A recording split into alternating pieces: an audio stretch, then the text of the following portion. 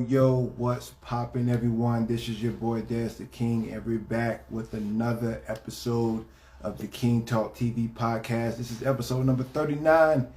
Man, I'm just happy to make it to 39 episodes, and hopefully there'll be 100, 200 more in the future, but we'll see. So thank you for joining. Today I have a special guest. Man, I met at my CrossFit gym. Very special friend of mine by the name of Tanner McGreevy. Tanner McGreevy, because he makes it look easy. I know that was lame, but hey, we're gonna keep it rolling. But special friend of mine, great guy, amazing athlete. He's a free runner. He recently tried BJJ at my gym not too long ago. We're gonna talk about that. But as you can see in the title, the main subject will be today how we believe men should behave. It seems to be masculine behavior or how men behave. It seems today to be kind of subjective, and it is subjective, I guess, in a way. I mean, you're a grown man, you could behave how you want, you could think how you want, you could do what you want. But I think, me and Tanner was having this conversation the other day. I think that there are some absolute attributes, if you will, that we believe a man should have. And we're going to discuss that. We're going to discuss free running. It's going to be a great conversation. So if you're watching this on YouTube, please consider giving us a like and subscribing. If you're watching this on Instagram, don't be afraid to leave your name in the comment section below so I can shout you out. If you're watching this all the way through, leave your thoughts below in the comment section. And without further ado, I'm bringing my man Tanner on right now. Looks like he's here, and we're going to get this show on the road. Hey, What's poppin', my G? how you doing today, man? Man, I'm wonderful, man. I can't complain. I can't complain. How are you? I'm great, man. First of all, thanks for having me on here, dude. Super stoked to do a little podcast type deal, with being someone's live. This is a first time for me. So I've got a lot to discuss with you today about it. I've wrote down some notes and everything, so I'm stoked to kick this off, man.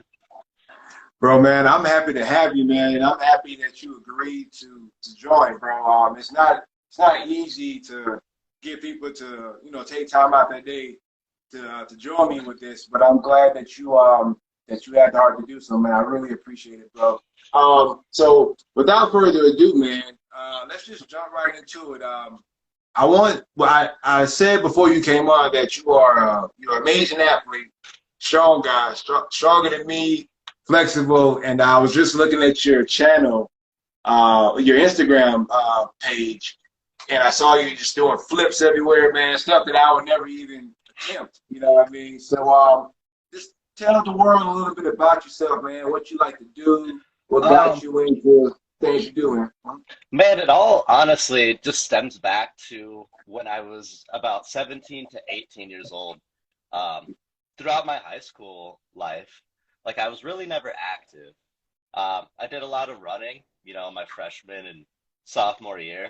That's about it, though, when it came to physical activity. And there came this age where I think it was about 17 or 18, where I was like, I need something that is going to physically challenge me more.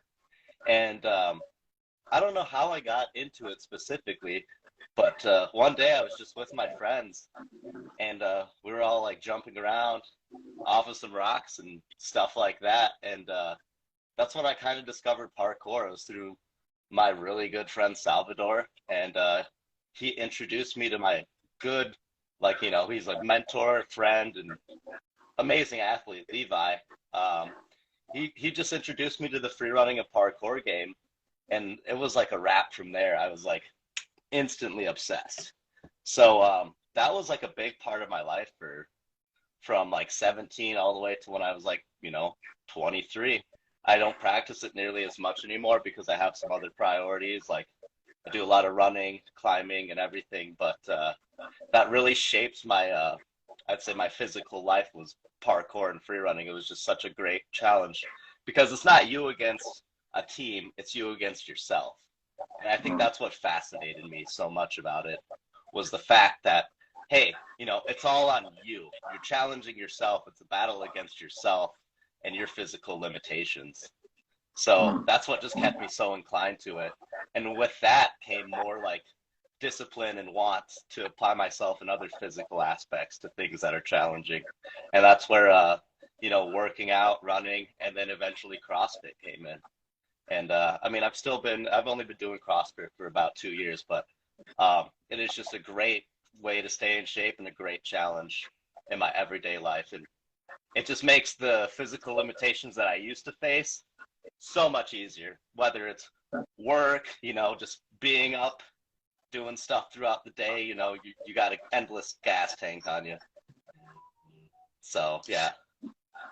I think it's amazing how physical activity affects us. You know what I mean? Like you said yourself, you were not active like that. I don't know how your self-esteem was. I know me personally, before I started getting into fitness and training, my self-esteem was low. I wasn't really confident at all.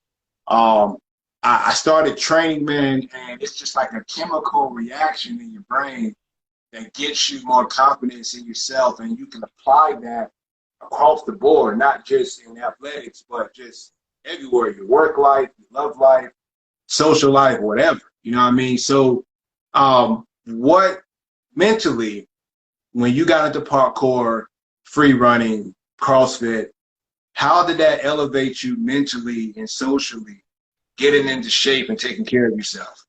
Man, like you nailed it right on the head there. It's just like it boosts your confidence in like every other aspect. Like not only do you physically feel good from it, like you're physically, like you're mentally, your head feels like it's in the right place. And that's not just for parkour. It can be for like anything for like a different human, You could find your niche or what, physically makes you happy. And it's gonna give you just this like boost of serotonin or confidence that like you realize you're missing out on. And I think that's the thing that a lot of people are missing these days is like, just this amazing hobby or amazing interest to keep you physically active too. It's just like with physical activity, you just get this like boost of confidence in yourself.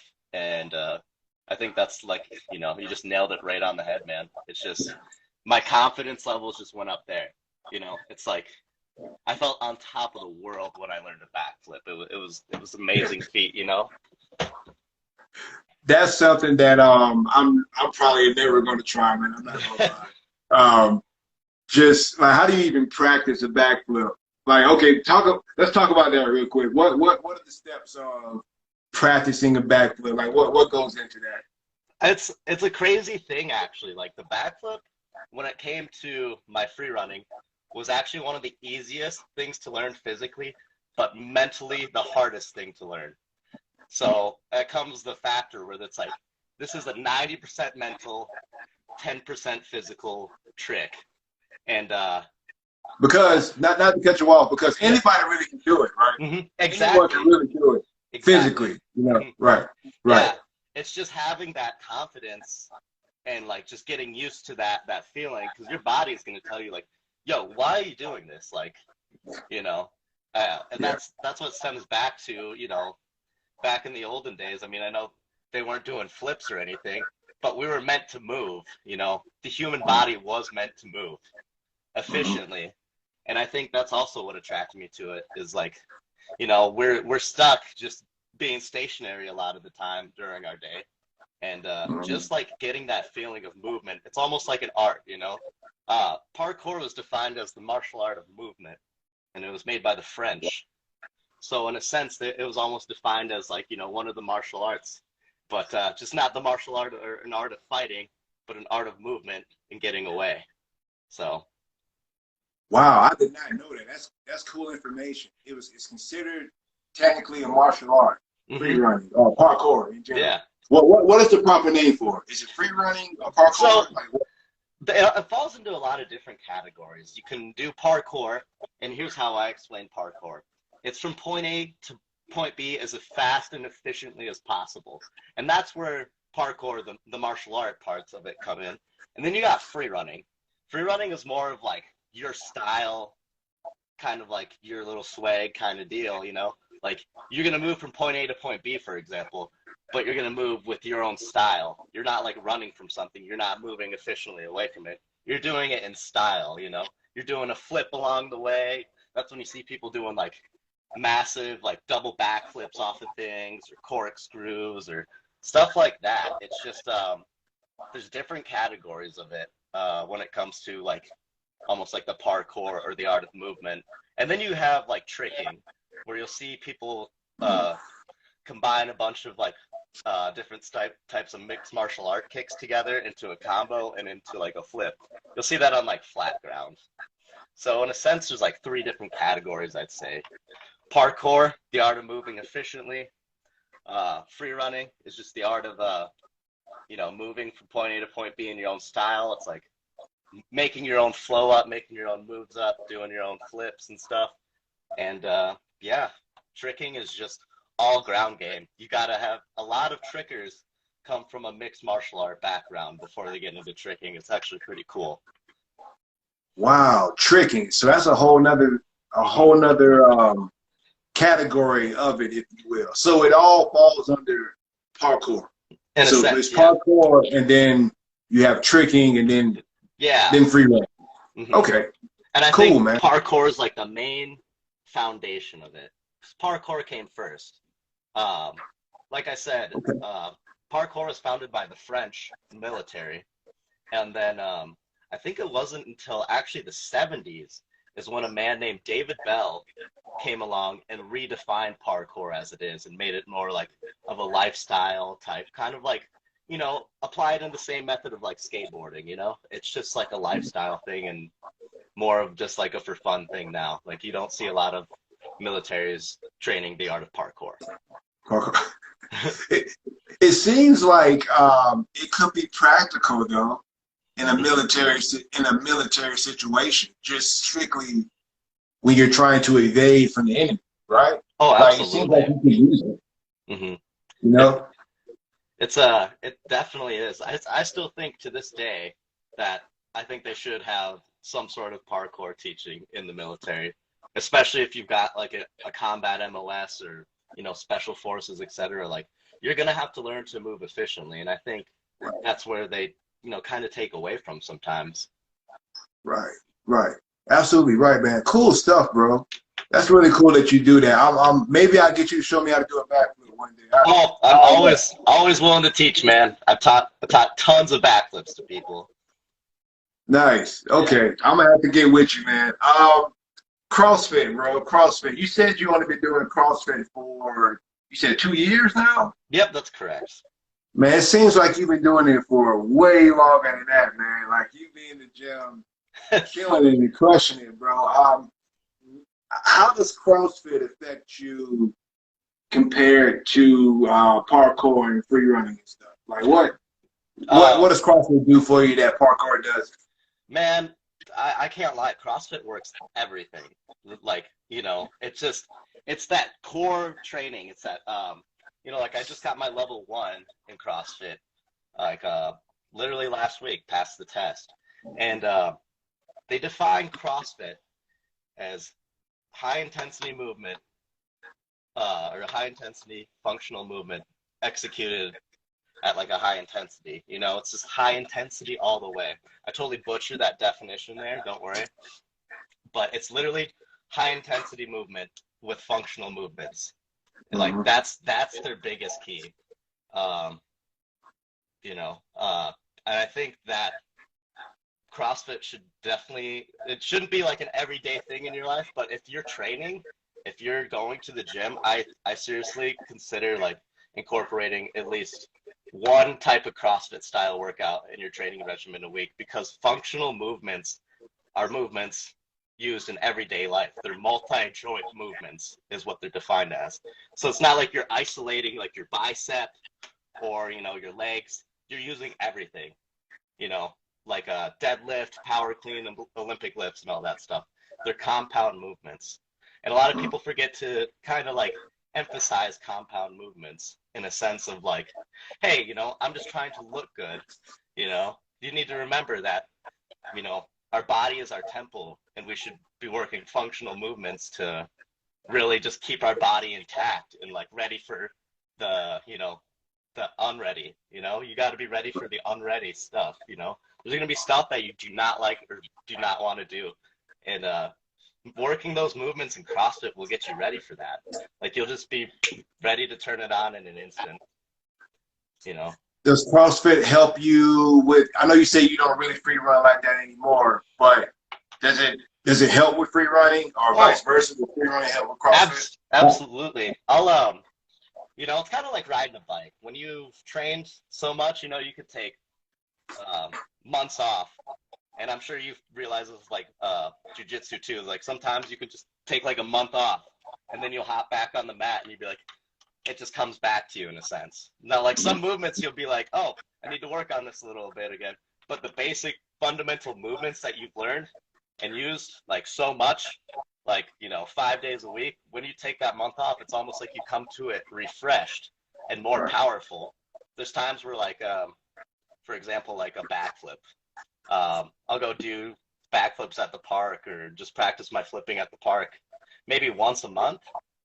And, you know, it just comes back to me like that. It feels more powerful because of all these compound movements I've been doing.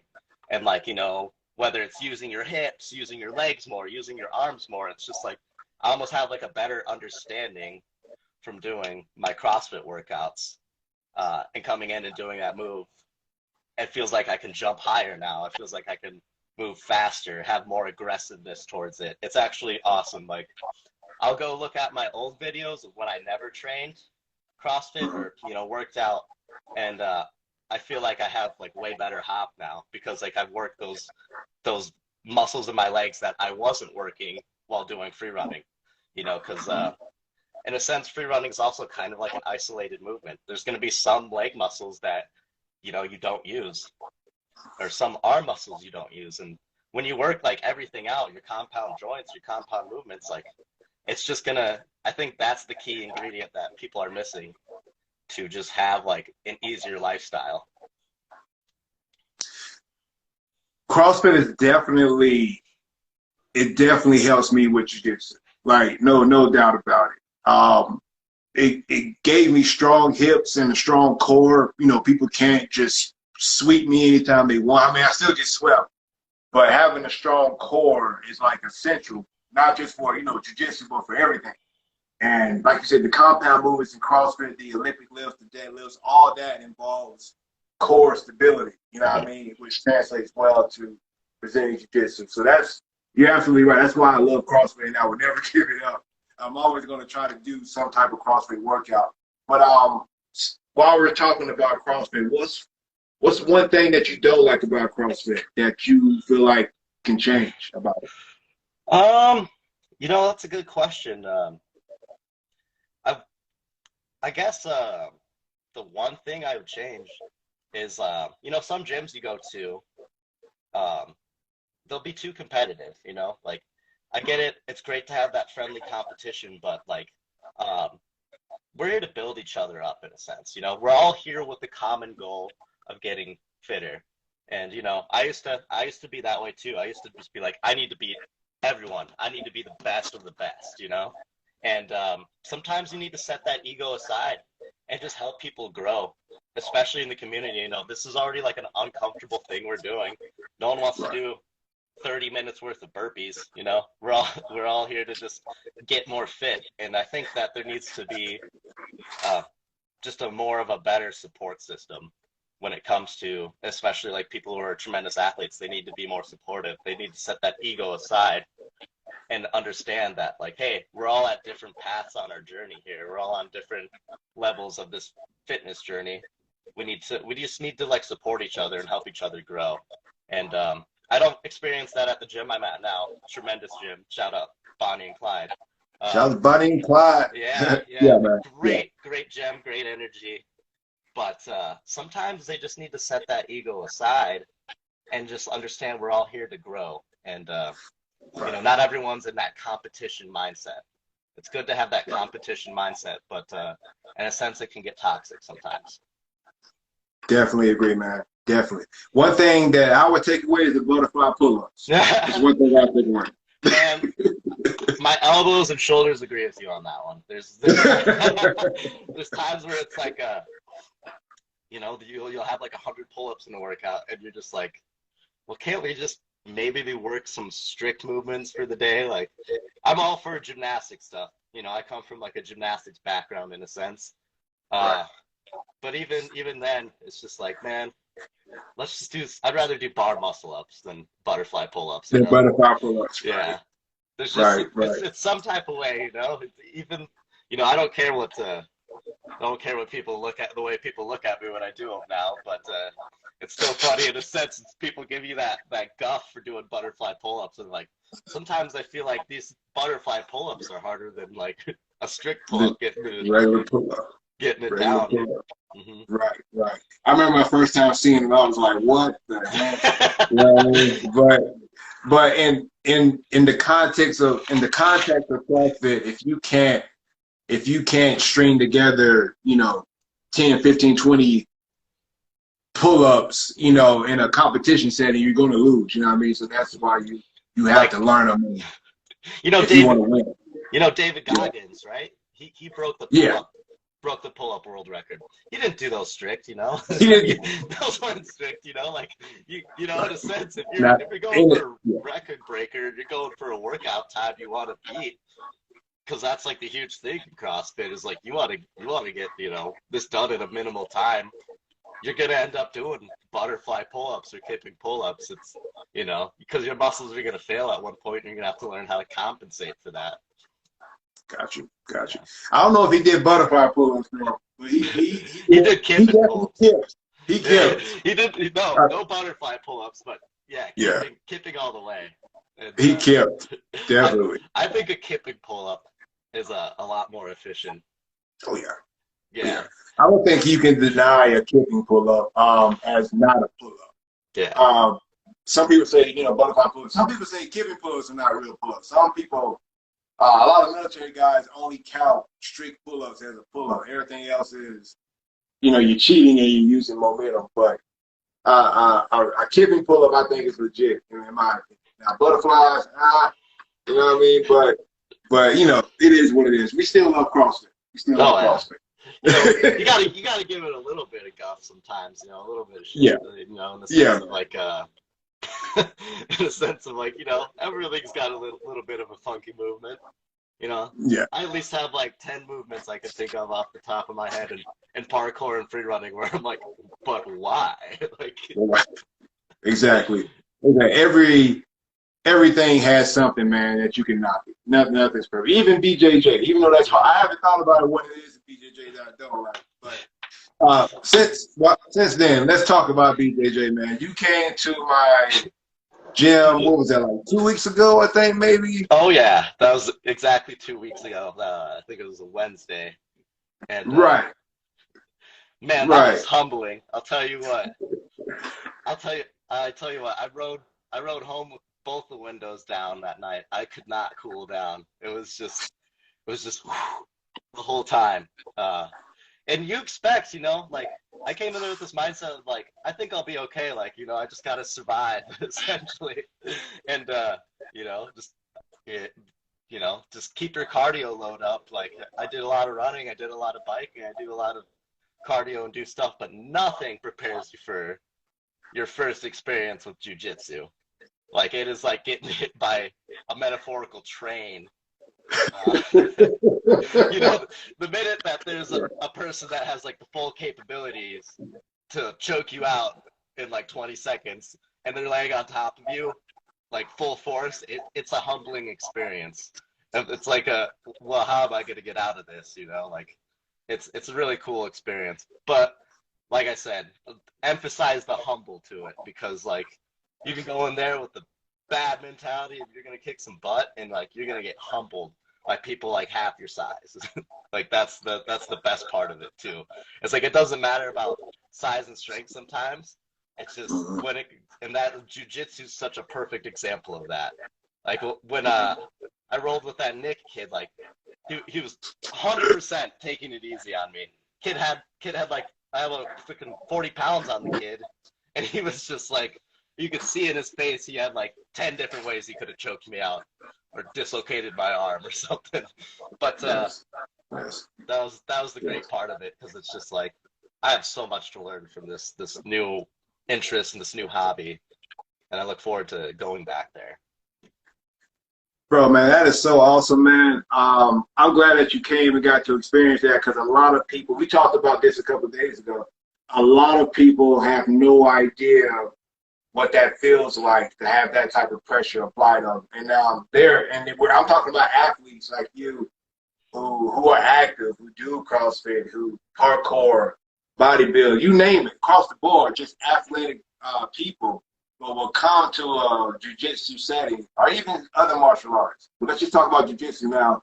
Come to a jiu-jitsu setting and just get destroyed, you know what I mean, by someone who's maybe not even close to this, not even close to their size, and doesn't even probably have the same athletic ability. Nick, shout out to Nick, by the way. Nick is not as athletic as you are, and he's 40 pounds lighter than you, but yeah, he could kill you. Yeah, instantly. You know respectfully. I mean? No, I'm not even gonna argue that. That kid's a killer. Man. He was so humble about it too, because I was sitting there like, oh, he's like, you want to roll? Let's go. I'm like, oh shit, like I'm gonna get tossed around by this kid who's like 120 pounds, and he was by far. Like I said, shout out to your gym, man. Like your gym's awesome. They welcome you with such open arms and like. We're just beyond nice, and that's a good reason why I want to go back there too. It's just like, wow, like you guys are a family there. Like, you know, everyone's tight. Yeah. Shout out to DC Fighters. Yeah, man. Before we move on to the next subject, I want you to tell me like what, as far as physically, man, what takes a toll on you more? I know you only did jiu-jitsu once, but when you just isolate that moment from your CrossFit, from your hardest CrossFit workout to the most grueling free running, free running event that you've done. Which one was the most brutal for you or the most mentally challenging? Gosh, they all have their, their strong points in it. But I gotta say, that jiu-jitsu was comparable to like my first ever CrossFit workout. Because I went in there with no idea what I was doing. I was like, what the hell is going on? You know, like, I love that. I love coming to a new thing and just being honest with myself and being like, this is a new thing for you, but just try it, you know? And I think that's a problem I have sometimes is trying new things. The mentality of trying new things is like, oh, like, I'm scared of, like, the outcome of it. Well, like, you know, you got to start somewhere, you know? And that's right. The biggest thing. And I'll tell you what, dude, I had to fight like every urge to not puke after both of those times. And like, you you put me in like a triangle choke or something, man. And that's right before the 5 minutes ran out. And I remember I was sitting there on the mat, like straight up like dry heaving, just like it was great. And, same with CrossFit. It's, when I did my first workout, I remember, like, I did this drop-in class, and I, like, just went out 110% way too hard. And then, like, literally right after the workout, I went to the bathroom and threw up, like, 3 times. And Tanner, man. Go ahead, bro. I walked out, and the coach was there, and he was like, let's walk you through and get you signed up. And I was like, what have I done? My mentality just wasn't there yet, you know, like both of those things just developed some grittiness to it because in a sense, you know, free running is like you against yourself, but jiu-jitsu and CrossFit, that's not the case. Like, yeah, you're battling yourself, but there's going to be other people you're also like battling in a sense, you know, it's just that friendly competitiveness. Nice, man. Well put, man. I'm glad you came. We can't wait to have you back, man, to go through it again. Yeah. It's a journey, man. It's a journey. It definitely made me a better person, bro. Definitely has. But I appreciate that. Bro, we're going to completely switch topics now and transition into something that I think is important and that I think that is worth talking about. And we did discuss a little bit about it the other day. What does it mean to be a man? It's pretty, that topic is so, I guess you could say it's controversial because people just believe that, you know, we all can just behave how we want. And we can, you know, we all can think how we want, we can behave how we want, we can act how we want. We can do whatever the heck we want with ourselves. But as I said at the beginning of the video, I don't know if you heard it, I think we both can agree, and you can correct me if I'm wrong, but there are certain attributes that a man should have and that, in contrast, women should have at the same time. Now, can these attributes overlap? Can a man, I guess, share some attributes that usually would belong to a woman and vice versa? Maybe. But I guess my question, man, what does it mean and to you to be a man? Like, what does that mean to Tanner to be a man? So one thing that I like to base mine on is not letting society give you their idea of like how a man should be too, because everyone's got a slurred way of being a man, including society. I think if you're a good person, you should base your beliefs of being a man off of the goodness in your heart. So essentially, you're developing your own ideas of being a man, and you're being able to think for yourself as well. I mean, you got to have a fine line there, because you don't want to be just overconfident and become this toxic, narcissistic person, you know? But you need to be confident in yourself as a man. Like, you need to have the confidence to make your own decisions, to control your emotions, and also be in touch with those emotions. Because that's a thing that we kind of, you know, have always been taught not to do in like the past. Is like, sometimes it's just like men are emotionless, you know, they're hard. And, you know, that's what's led up to being like mentally ill in a sense, you know? It's like you have this depression. It's because you hold everything back. Just being in touch with your emotions and having control of them in tense situations. Like, yes, be in touch with your emotions, but also like be able to control them. Like, we're going to experience times of anger and stress. And like, what really makes you a man and a leader in a sense is like being able to control that anger under stress, and like directing your anger or your unhappiness or your tension in correct ways, and just in a sense, you know, just having that under control. Also just being able to embrace the differences in others and uplifting others, you know, like everyone's different, you know, every man is different. We're not all the same, but you know, we're all going to have things where we disagree on ideas, etc. But I think what really makes a man is respecting that and accepting that, hey man, like there's going to be differences here. Even though we may disagree, still showing like a mutual respect. Right. You know, also just uplifting others around you. You don't need to bring others down. I think that's like a big thing. Is like, I think men get jealous super fast when they see other men's success. And I think they need to work on bringing that mentality of like uplifting each other up, you know, like, you know, absolutely telling someone they look good, like, dude, you look great right now physically, keep crushing it, keep doing what you're doing, like, I see you just got a new job, like, just lift them up, you know. That's a big thing too, is because a lot of times you'll see a lot of jealousy around, and kind of setting your ego aside and just like giving props to someone when it's due, because that, you know, real recognizing real in a sense. Sorry, I wrote down so much about this because no man, speak, bro, speak. Like I said, just being the best version of yourself every day, and society or people in society will be able to tell if you're a good man or not from that, because like you could have this idea of you're being your best self every day, but you know, you could totally have a toxic way of thinking, and that can come off as a toxic way, you know. A lot of self-reflecting goes into being that too. Like, am I being too toxic? Do I have these bad characteristics that are coming off of like, you know, me being just a terrible person?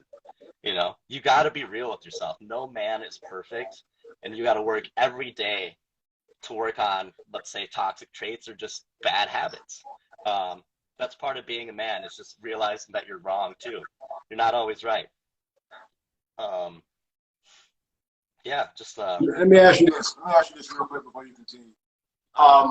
When you say toxic, 'cause that's a word that goes around a lot these days. Toxic masculinity. You know what I mean? That's something that I hear a lot.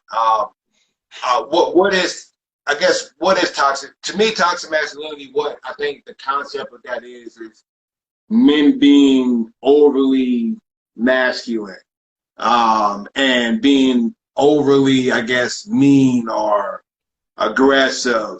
The people who in the gym screaming when they're lifting weights and There's doing nothing all wrong this. with that. There's nothing wrong with that at all. Nothing wrong with that. Nothing wrong with that. That's why I hate Planet Fitness, because they have a whole.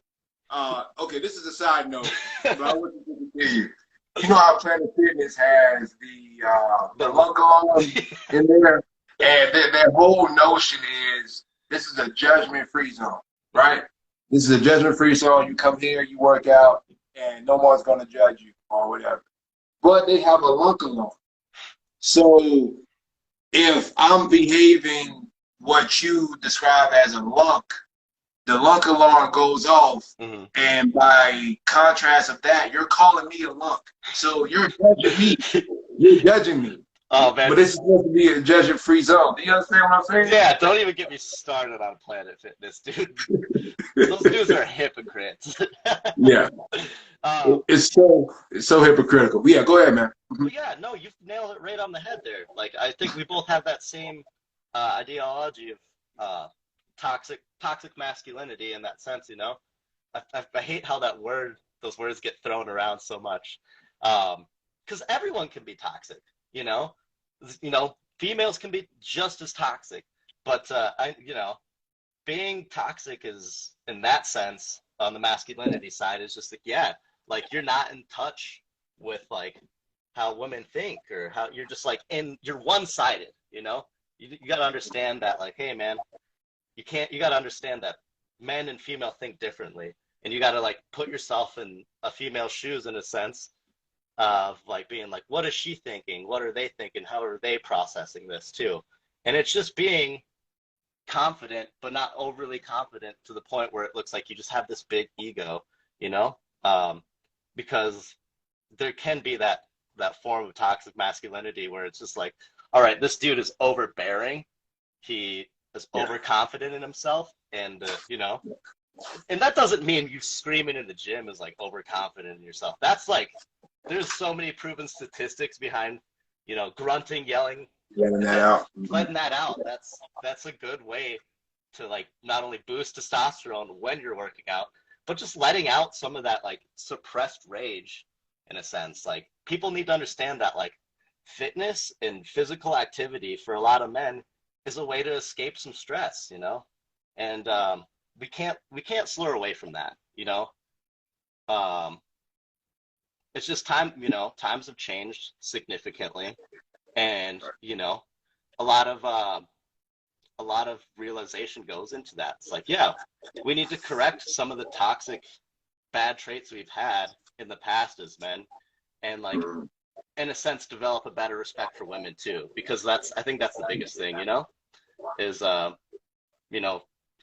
sometimes women don't get the respect that they deserve, and it just comes from very, very, very traditional ways of thinking, but there's that fine line. It's like, you got to carry some of those traditions with you, but you also got to drop some of those, because there's nothing wrong, in my opinion, with tradition. I think tradition is important.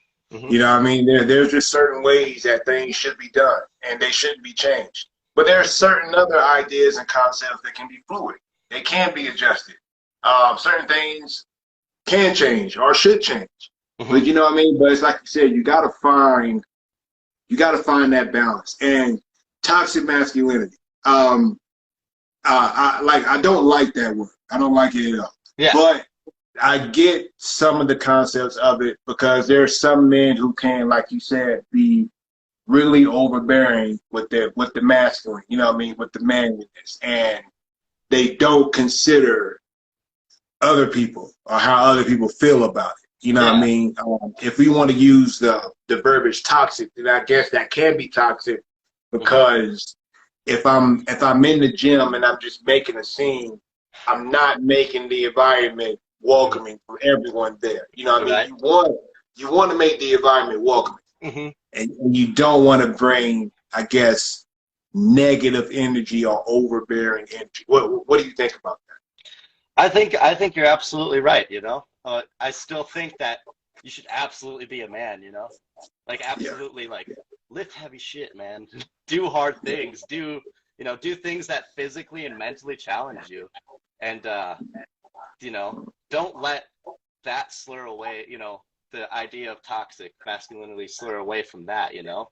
Um, if I've used that word so much this chat, but yeah, it's just you know, you got to have that happy balance, and you just got to be a man. You know, you can't lose that common ground of like being a man. You know, because we gotta support it for our families. We gotta have, you know, just this safe ground that we form in a sense too. And like with that comes, you know, being able to protect your family. You know, that's another discussion we'll get on here in a bit. Well, since you brought it up, man, let's talk about it. You actually touched on two of the next topics about men being in touch with their. Okay, let's start with this one. Let's start with men being in touch with their feminine side. Okay. I would hear that a whole lot growing up, man, about how you know, men need to embrace the feminine or be in touch with their feminine side. And I don't know how I really feel about that, because it's like, it seems like a lot of men not even touching their masculine side. You know what I mean? So like, we need to be in touch with our masculine side first before we even start thinking about a feminine side, if we even should be thinking about a feminine side. Yeah. Now, before I let you speak, I'm not saying that we just disregard. I'm not saying disregard women's feelings or we disregard women or anything like that. This is strictly coming from a man tapping into a feminine nature, if you will. Like, I'm naturally masculine. I would have to tap in and really try to be feminine. You know, me personally. Right. And I don't think men really should go overboard with doing that, in my opinion. But what do you think? You know, I think personally, you should, in a sense, be in touch with the feminine side. Not like, I'm not saying like go wear a dress, go dress in like women's shoes, but I'm saying like, I think it makes a person whole if you are able to like be in touch with that side and realize, you know, hey, like this is the way that women think. You know, you're not always going to understand it, of course, because you know, women and men think completely different. There's books on it and everything, but like we just need to embrace our soft side in a sense. Like, you know, that's like one thing too, is like we're hard. Men are hard as hell, but we also got to embrace the soft side. Like, we got to open up. Let's say, let's apply relationship to it, you know, with your partner or your wife. You got to be able to open up to your wife and be soft and communicate and like talk about the things that you're not comfortable talking about as a man with your wife, you know, because that develops that like big form of trust and communication. And, you know, it just makes for a stronger relationship. And that you can also apply that to friendships with, like, you know, your girls. You could, you know, being in touch with that side, it's a gain of respect too. Like, men will see that and be like, wow, that dude is like able to, you know, talk about things that are like uncomfortable, or, you know, talk about being soft, talk about like things that like, hey, this bothers me, etc. You know, being in touch with your emotions, taking better care of yourself, for example. You know, it's like men aren't going to talk about like a skin routine or like, you know, washing your face or everything. But like, I feel like if it wasn't for women, we wouldn't have like that understanding of like taking better care of ourselves hygienically and like skin wise too, you know. It's like that's like a huge thing, you know. If you just like imbalance it, then you're not going to have that like ability to look at a situation differently, you know, because like men and women will view some situations differently. And I think you should be able to tap into that and see the differences in it and understand the differences in it. So being in, you know, that's my idea of being in touch with the feminine side. It's just like being able to understand that, hey, women are going to come from like different points of view on it, and like you should absolutely respect it and try and develop a better understanding of it, and just respect them, because women, you know, they're fucking badasses, dude. They have just this level of intelligence that men don't have either, just like men have a much higher threshold of lifting heavy things, doing, physically hard things. Women have this like intelligence level and this, essentially just like better organization skills. It's like statistically proven, and just realizing that and like understanding that, hey, we can learn a lot from women from listening to their point of view as well. Sometimes people are stuck in that way of like, no, like my way is the best way. That's what I personally think.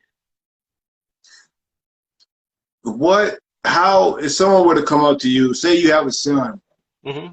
and he asked you the same question, but he asks you like this. He says, Dad, how do I tap in? My teacher said that boys need to tap into their feminine side. How do I do that? What you going to tell your son?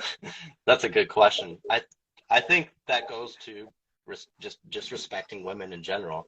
Like, telling them that, hey, it's like, it doesn't mean you have to be a woman, but you need to literally respect women and understand that, like I said, they're going to have a different mindset than you sometimes. And you're going to have to like dig in and listen to that and just, understand that, hey, it's okay to be in touch with your emotions.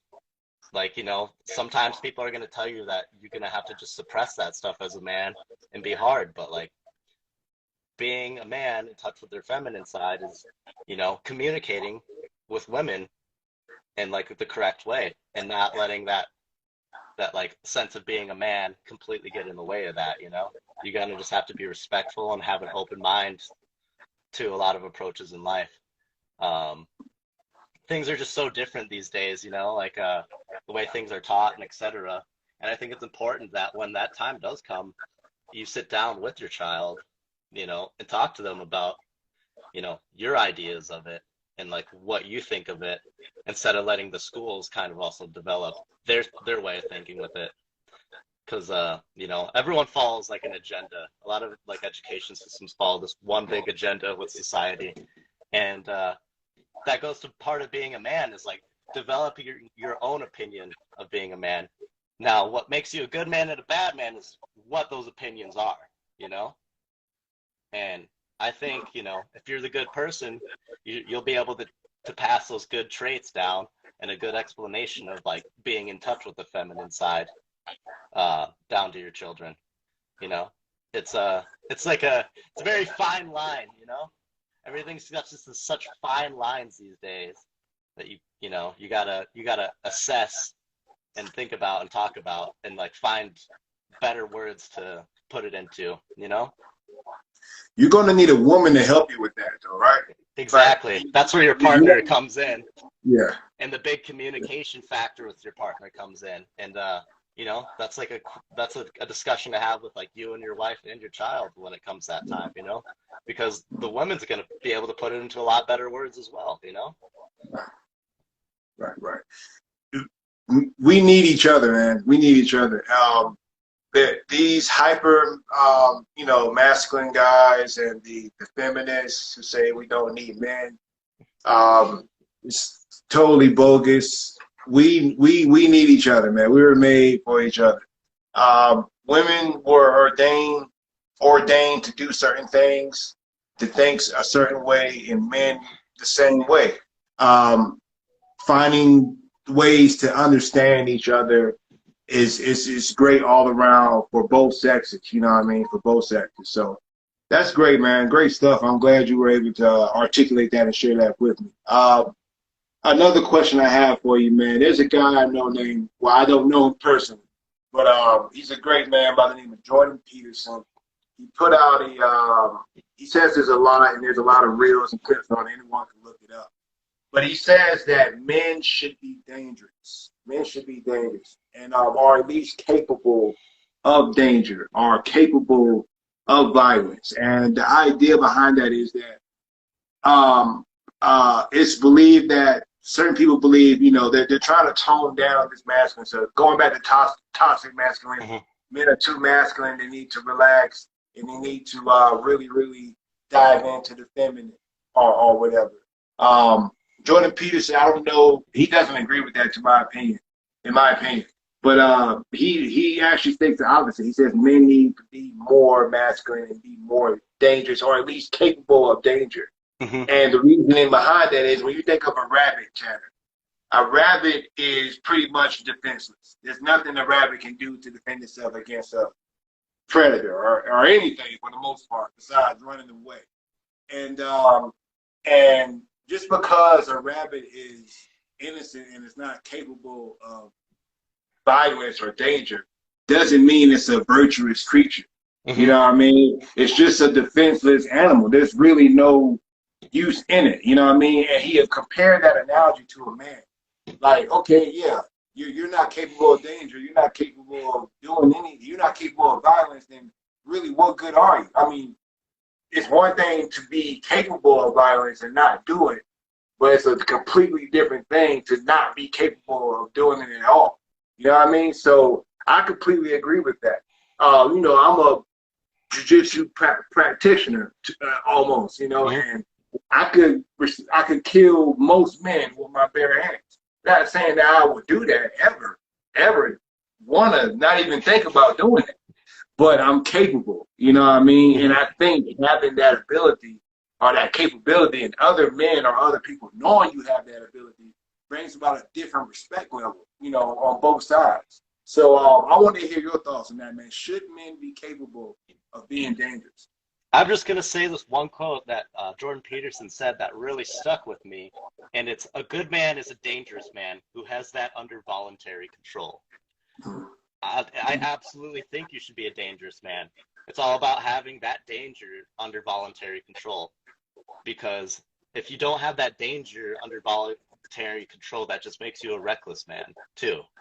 You know, there's, you know, every man should be dangerous. Everyone should have that sense of danger, you know, because, you know, when it comes time to, you know, you got to reshingle your house.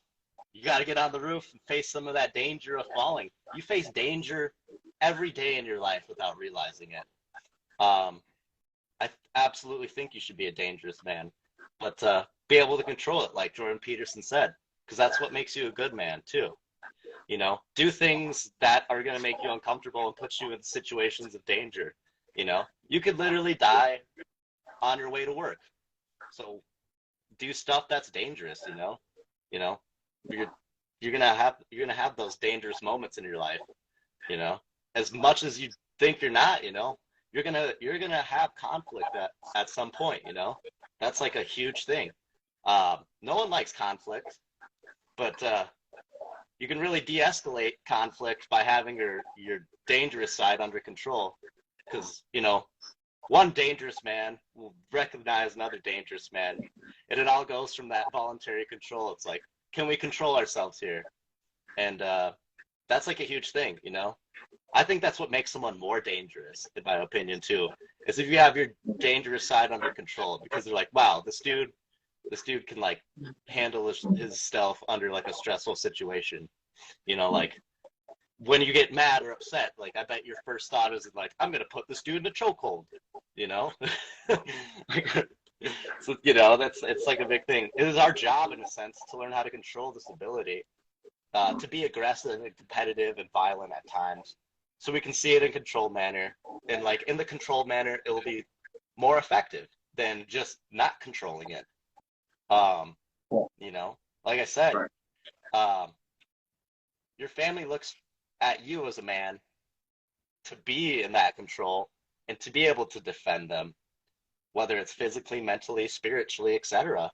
You just got to be sharp like a knife. You know, your mind is a tool, just like your body.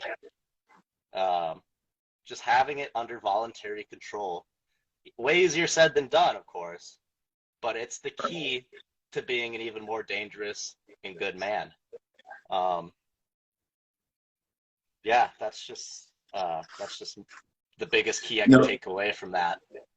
No, you're that is absolutely right, man. And I love that definition. And I love that he put it out there. Real quick, shout out to my boy Bakaya in the comments. I had him on my show the last week. He said, be dangerous and knowing how to control it. That's exactly what we're talking about. My man Di, he agrees as well. But yeah, Tanner, everything that you said, man, and that Jordan Peterson said, if going back to what I said a second ago, if you're just some innocent fellow, you know, oh, I'm just, don't worry about me. I can't hurt anybody. What good are you? What purpose can you have? You know, like people. Oh, sorry. Go ahead. So people will like you. People will like you, but in a sense, they won't respect you. You know what I'm saying? Like, there's gonna be that mutual respect when you have those dangerous aspects of the man. You know, it's like there's that fine line of like, I like him, but do I respect him? You know, when you have those dangerous, you know, those dangerous aspects in your life, you're able to control them. People are gonna look at you, they're gonna like you, and they're gonna respect you. You know, that's a huge thing too. You want both, man. You want both. Mm-hmm. You want you. I mean, you don't have to have people like you, but you. I guess you need respect. You okay with having people like you? Yeah, that's fine. But respect is key. You know what I mean? We gotta have it. Men have to have respect, man. You have to. And we want respect from each other. We want respect from women. We just want respect. And what better way to attain respect is being able to choke someone out with your bare hands and not do it. You know, especially when you get angry. Me and you have a disagreement, but I don't just jump on you because I disagree. You know what I mean? We talk it out and we agree to disagree, or, you know, whatever. It doesn't have to come down to violence. But if it does come down, we're capable of taking care of ourselves. You know? Exactly. That's the main thing. Just being prepared.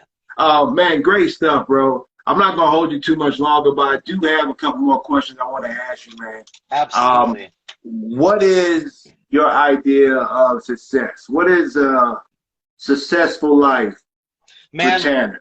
I feel like that changes every year at this point. But right now, I think my biggest idea of success is just finding like just happiness with what I do in my everyday life.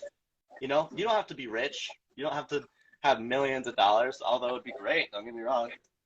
But I think it's just like finding yourself spiritually, mentally, and physically is just like part of success to life. You know, finding the things that you love and realizing that, you know, all these little things that you love added up makes you a whole person. And, you know, I think that success to life is constantly pushing yourself to try new things, to do hard things, to do things that are uncomfortable so that you develop a great mentality. You know, it helps your mental health. It helps your physical health. And I think that's just like my biggest key right now is just like doing the things that make you happy and finding yourself and just getting out there and, you know, living your life to your idea of its fullest potential. You know, not letting a lot of people's opinions sway you on what you want to do, because deep down, like, you can listen to people's opinions, but only you know as a person what you need and what you want to do. And sometimes it takes digging and going through some mental anguish or some mental pain, some physical pain to find that. And I think that's like my biggest thing is on success right now is just like becoming the best version of myself I can be every day. Yeah. It doesn't have to be money, like you said. It doesn't have to be anything about money or status. Like you said, find out what you want and go and achieve it, man. Whatever that is. You know, if it's good, go out there and achieve it. I don't know if you ever heard of a man named Earl Nightingale, but he has a quote. He says, success is the realization of a worthy ideal. He said you are immediately successful as soon as you think of something that you want to be and say that that's what you are. And he said right there, at that moment, you're already successful because you've made the decision that that's what you are and that's what you're striving to be. You know what I mean? So success it's subjective, but I think it's objective when it comes down to just making a decision of what you want and what you're trying to accomplish. I You know what agree I'm with saying? that. I 100% agree with that. That's, you know, that's like a key to a healthy realization in life, you know? Right. Yeah. Right, man. Beautiful, bro. Beautiful. We got somebody left a comment real quick. I just want to touch on that. I don't think it matters unless you can pass the guard. I think he's right. Yeah, he's right. That's a jiu-jitsu term right there, man. But that's awesome, man. Success is passing the guard. Awesome, man. Awesome. Thank you for that comment. And Tanner, thank you, man. Any question for me, man? Yeah. I do have a couple of questions written down for you. So like my first question, and I've always been curious to this, we haven't really talked about it, is what got you into jiu-jitsu? Like what was your main reason of getting into jiu-jitsu? Well, man, I started out with CrossFit, man. Actually, I was influenced by my brother, bro. I was influenced by my brother, not to do jiu-jitsu, but just to exercise in general. I'm from South Carolina originally, right? He moved out here, I want to say May 2018. And he flew back out here to ride with me to drive to Colorado from South Carolina. So I picked him up from the airport, and I see him in the pickup place, and he's like just this big jack guy. I was like, yo, who are you? Who are you? What have you done with my brother? You know, and from that moment on, I was just like, man, I gotta get to the gym. Like I can't just, you know, let him look like this and I'm all, you know, dad bod. You feel me? So that got me into CrossFit when I moved out here and I joined Body and Clyde. And then, but after that, I'm lifting weights, I'm getting stronger, but people were beating me in the CrossFit workouts all the time. And you know, everyone there, I was getting stronger. I was stronger than a lot of people, don't get me wrong. But people like my brother, you know, I don't know if you know Ian, but there was just a lot of stronger guys. And I felt like, man, I'm never going to catch up to these guys. You know what I mean? So I just thought like, man, I need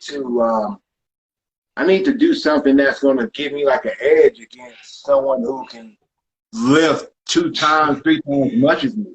So we just randomly ran into DC fighters at the mall. You know, long story short, there's more that goes into that, but I just randomly ran into this jiu-jitsu gym and started training, man. And all but giving up CrossFit and just started training in Brazilian jiu-jitsu.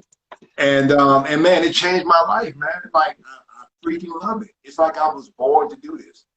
It feels like I was born to compete in Brazilian jiu-jitsu and to train in it. And real quickly, Tanner, I know I think I talked to you about this before. But you know, there's a belt system in jiu-jitsu and in martial arts in general, but specifically jiu-jitsu, there's a belt system. You know, you start at white, you got blue after that, which is me, I'm a blue belt. Then after that, you have purple, then you have brown, and then lastly, you know, you have black. And there are even belts after black, but we'll just stop at black. When I first started Brazilian jiu-jitsu, it was a freaking battle, man. It was like you. I came in there, I'm a CrossFit guy, I'm big and strong. I should be able to hold my own, right? Right? But no, you get tossed around by people who are almost 100 pounds lighter than you. And then, like you said earlier, it was a humbling experience.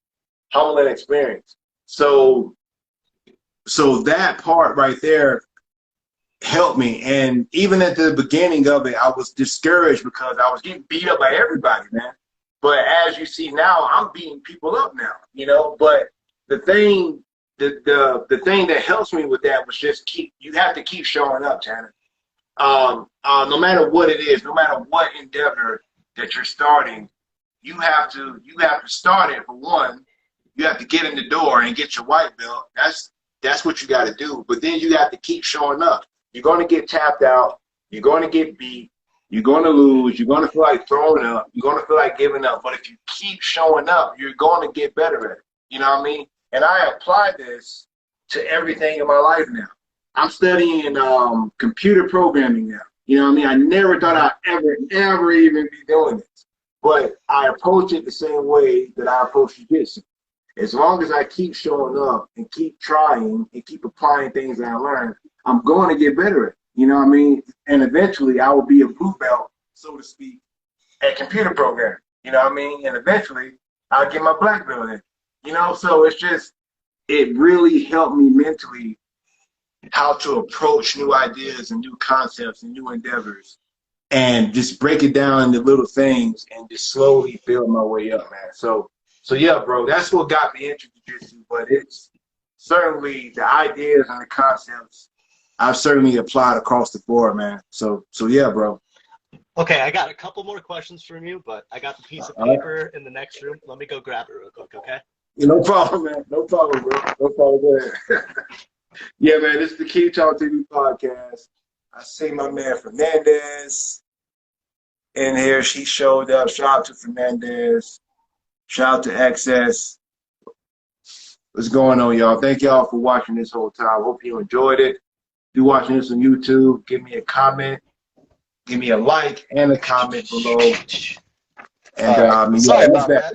No, you're all right, bro. You're all right, man. What you got for me? All right. So here's more of a personal question too for here. All right. So it's the end of the year basically. We got basically 1 month left before it's 2023. What are some of your goals for going into 2023? Man, that's a good question, man. Next year, I plan on really boosting this podcast.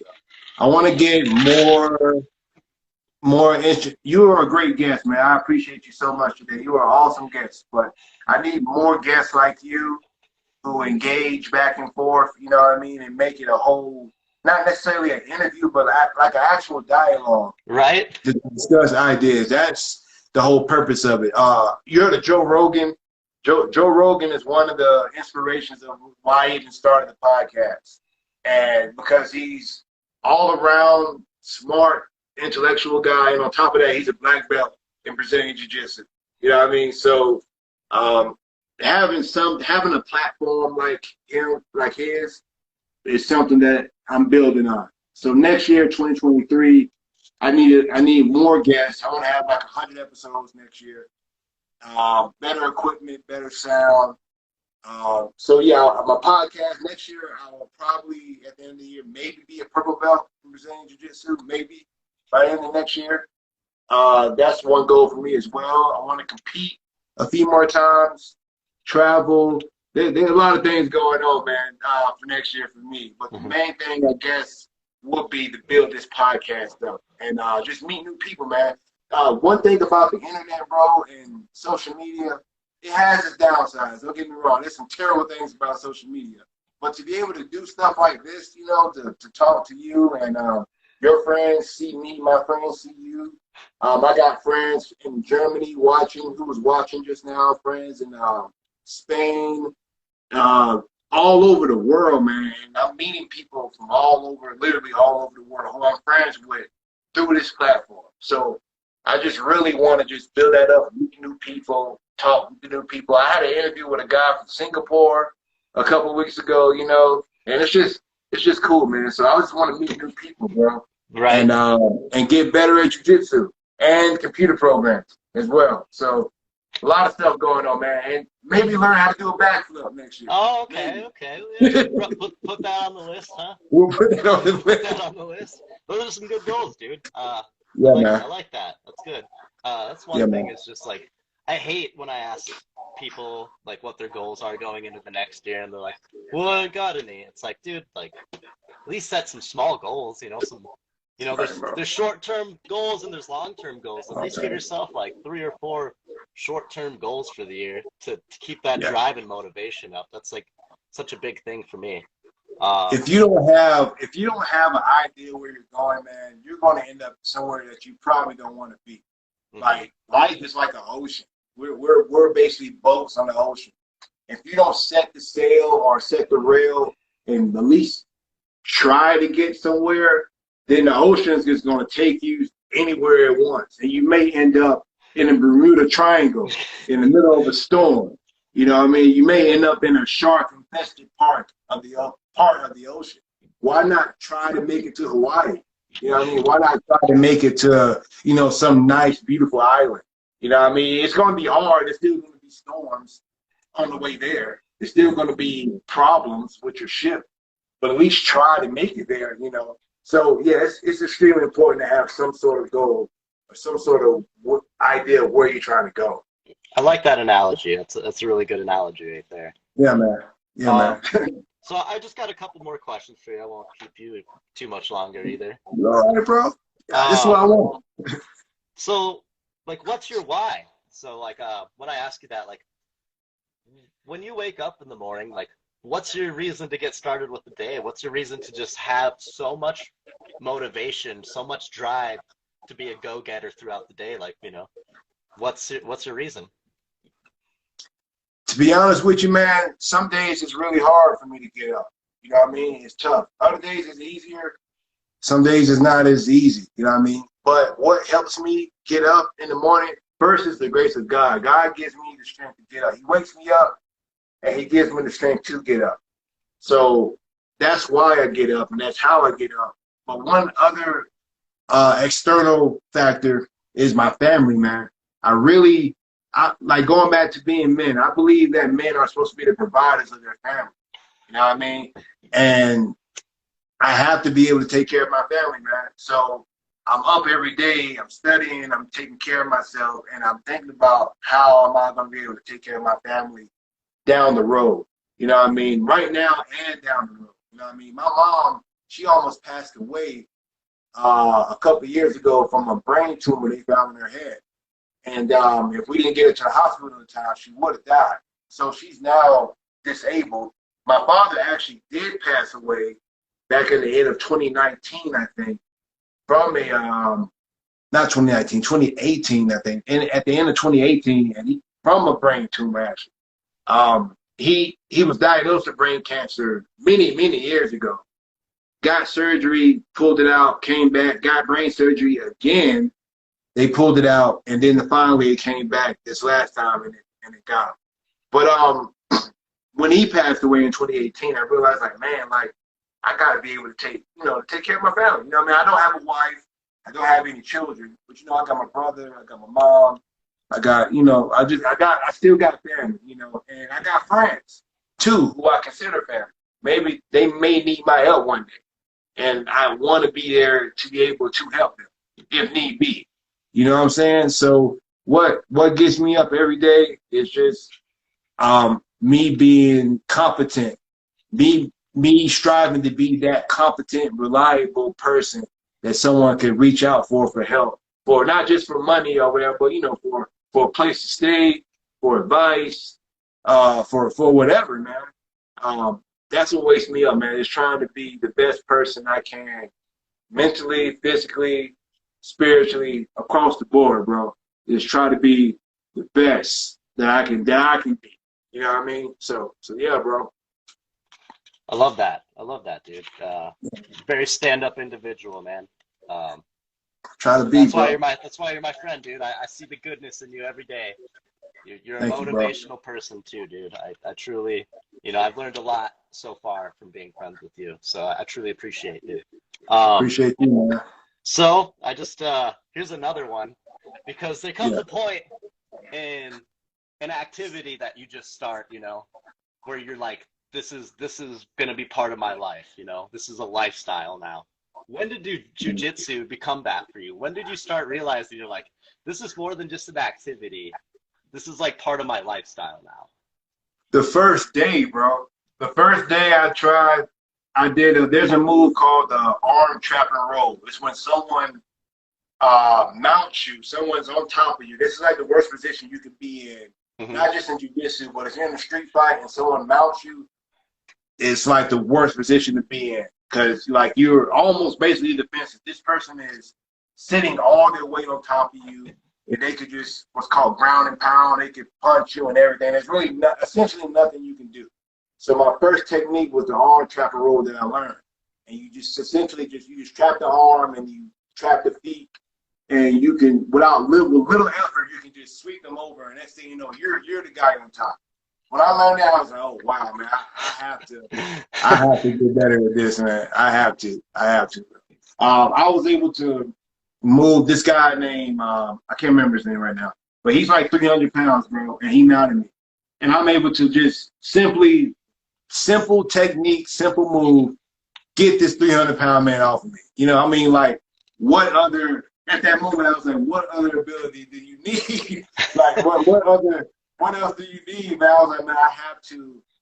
At that moment, though, Tanner, to answer your question, at that moment, the very first day, my very first class, I realized that, okay, this is for me, right? This is what I have to get good at. There are people out there who are going to be stronger than me. They're going to be able to lift more than me, power clean, deadlift, backflip, whatever.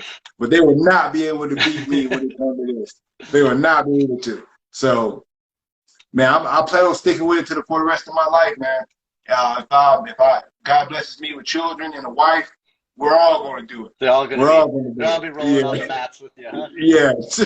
My wife, my children, we're all doing it, man. So yeah, man, I freaking love it, man. I freaking love it. You know, like that one video I sent you a while back, or you think you sent me, it was their wedding day. They're both rolling on the mat. That was so cool, man. I don't know if I would do that at my wedding, but that's an idea. That's an idea, though. I think that's a little overboard. Like, you know, like, you know, when you saw those people doing like the clean and jerks in their like tuxedos. That was so cringy. That was cringy as fuck. I was literally like, wow. Some things, it just seems better on paper for some people. Oh, right. Exactly, man. Exactly. But yeah, man, I freaking love it, bro. Jiu-jitsu is my life, man. Like I said, when I have a wife and children, we're doing it, man. We're doing it. So yeah, bro. Yeah, man. Anything else for me, dog? Man, that's everything. You got all the questions answered on my part. Bro, man, thank you that's the most questions someone ever asked me. I always ask my guests, do they have a question for me or whatever? But you actually wrote down like different questions, man. I love that, bro. I really appreciate you thinking about that and doing that, man. Thank you. Oh yeah, man. I got all sorts of notes for this. I see you, bro. That's so awesome, bro. That is so awesome.